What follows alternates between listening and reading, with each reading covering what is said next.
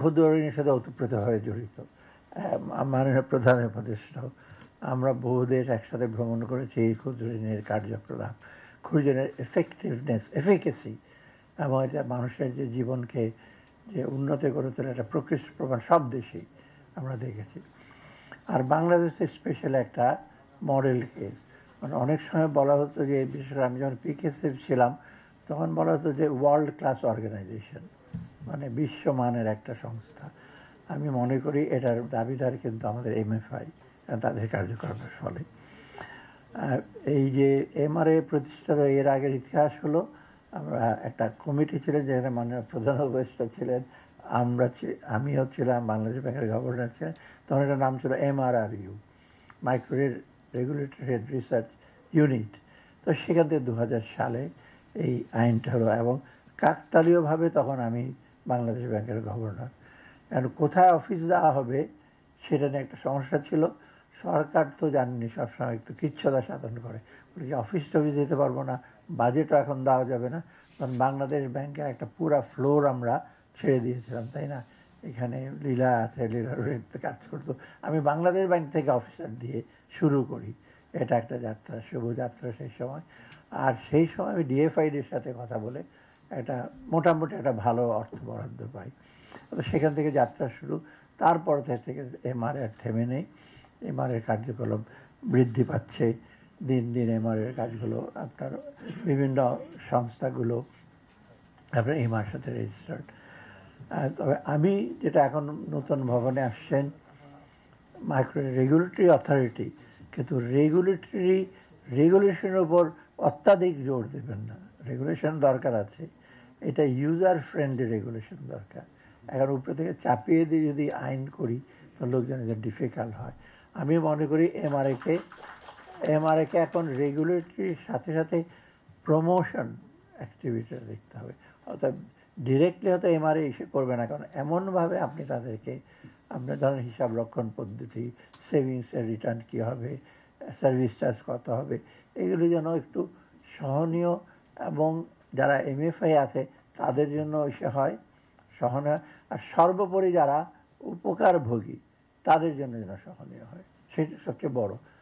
Test হলো তাদের জীবনযাত্রার মান বেড়েছে গেলে, সেটা হলো সবচেয়ে বড় জিনিস, তাদের উপর যদি অযথা বোঝা না বাড়ে। আমি বক্তব্য দীর্ঘায়িত করব না, কারণ আমি আজকে নিজে একটা একটা একটা পার্ট অফ মাইক্রো ক্রেডিট এসে, এবং সেটা যখন শুরু হয়েছে আজ থেকে, এখন নতুন ভবনে আসছে, এটা বিগ অ্যাচিভমেন্ট। কিন্তু ভবনই সব না।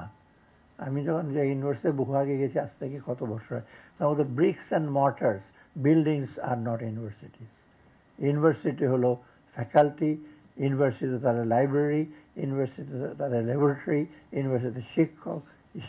আমাদের দেশে বেশি আবার ব্রিক্স অ্যান্ড মর্টার্সের দিকে বেশি নজর দেই। মানে বড় বড় বিল্ডিং হবে, বড় বড় ঘর থাকবে, বড় বড় অফিস থাকবে, অর্থাৎ সেটার দিকে না গিয়ে কাজ। আরেকটা যেটা গভর্নর মহোদয় বললেন যে টেকনোলজি, আমরা টেকনোলজি ছাড়া কিন্তু আমরা এগোতে পারবো না। নলেজ বেস এবং টেকনোলজি বেস ছাড়া বাংলাদেশ কিন্তু বেশি দূরে এগোতে পারবো না। অর্থাৎ এই দিকে কিন্তু সবাইকে আমাদের লক্ষ্য করতে হবে। তো সবশেষে যে ক্ষুদ্র ঋণ যে একটা ভালো দিক, অনেক সময় আমাকে যেটা ক্ষুদ্র ঋণ দিয়ে কী হবে, টাকা পয়সা দিয়ে কী হবে, আমরা কি কনসাসনেস করি, অ্যাওয়ারনেস গ্রো করি, যথেষ্ট দরকার আছে। কিন্তু অ্যাওয়ারনেস দিয়ে তো দরিদ্র লোকের উপকার, সাথে সাথে তার একটা, আমি যেটা বলি ক্ষুদ্র একটা হলো দরজার মতো, সদর দরজা, সেটা দিয়ে আপনি প্রবেশ করবেন, সাথে সাথে গরিবের অন্যরা দরজা জানলাগুলো খুলে যাবে। অতএব ক্ষুদ্র ঋণ is the one of the best entry point. যে টাকাটা দিলে আপনি খালি গিয়ে বক্তৃতা দেবেন, এই করেন সেই করেন, কিন্তু তার হাতে কোনো অর্থ নাই। অতএব যদি অর্থ দিয়ে যদি অন্য জিনিসগুলো তাকে কনভিন্স করেন, ডেফিনেটলি অন্য জিনিসগুলো তার সাথে সাথে সাথে হিসেবে, সেটা আমরা দেখেছি ক্ষুদ্র নিয়ে স্যানিটেশন করছে, ঘর করেছে, বিভিন্ন করেছে। অর্থাৎ এই ক্ষুদ্রের মাধ্যমে কিন্তু সার্বিকভাবে যেটা দরিদ্রের উন্নয়ন সেটা হয়। আর একটা প্রকৃষ্ট প্রমাণ হলো রেগুলেশন যদি ওভার রেগুলেটেড হয়, আমার সময় বাজেল 3-তে ঢোকাতে চেষ্টা করা হয়েছিল, মানে বাজেল নর্মস। আমি বলেছিলাম যে ভেহেমেন্টলি যে বাজেলে গেলে তো বিপদ, ব্যাংকারই তো ওগুলো কমপ্লাই করতে পারে না, আর সেইখানে যা হোক, আমি জানি না এখন কি বাজেটের ভিতরে ঢোকার চেষ্টা করছে কিনা আমি জানি না। হ্যাঁ, এটা হলো তো বিপদ, বিপদ হবে না, ওরা চেষ্টা করবে যে যে যে এমসিআর, মিনিমাম ক্যাপিটাল রেশিও টেশিও, এটা দরকার আছে, কিন্তু অত ইসের মধ্যে গেলে কিন্তু এমএফআই এর জন্য কিন্তু একটু ডিফিকাল্ট। তবে হিসাব রক্ষণ, স্ট্যান্ডার্ড এগুলো রাখতে হবে। একটা বেস্ট প্রমাণ হলো আমার সময় সিটি ব্যাংক আর ব্র্যাক সিকিউরিটাইজেশন করেছে। সিকিউরিটাইজেশন করা কিন্তু ডিফিকাল্ট কাজ। সিকিউরিটাইজেশন করতে হলে স্পেশাল পারপাস ভেহিকেল লাগবে, তারপর ওরা ডিউ ডিলিজেন্স করবে।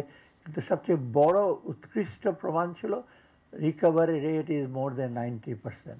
তখন ওটা দেখেই, কারণ সিটি ব্যাংকের অথরিটিটা যখন বাংলাদেশ ব্যাংকের সাথে কথা বলে, আমাদের মেইন স্ট্রেংথ ছিল তুমি অন্যদের দেখো ঋণ নিয়ে টাকা পয়সা দেয় না, ডাইভার্ট করে 20-30% রিকভারি হয়, এটা 90% রিকভারি রেট। এর চেয়ে বড় ওদের অ্যাসেট কি?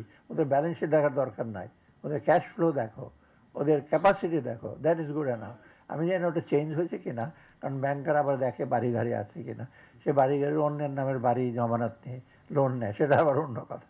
অর্থাৎ ক্যাশ ফ্লো এবং ক্যাপাসিটি ভবিষ্যতে সেটা যদি দেওয়া হয়, তো ডেফিনেটলি এমএফআইরাও কিন্তু একটু বেশি উপকৃত হবে, এবং এমএফআইয়ের কিন্তু এই সামর্থ্য আছে।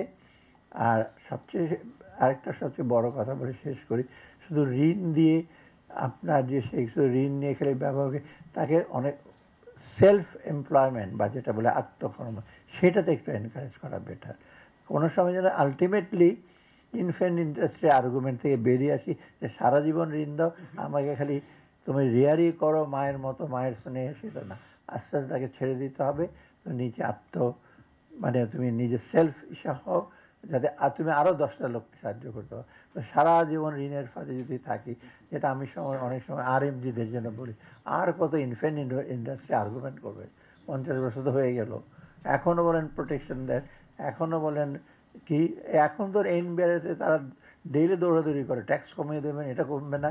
আর আমি পরে বললাম যে আলটিমেটলি বাজেটই হবে না, সবই যদি কমিয়ে দেয়।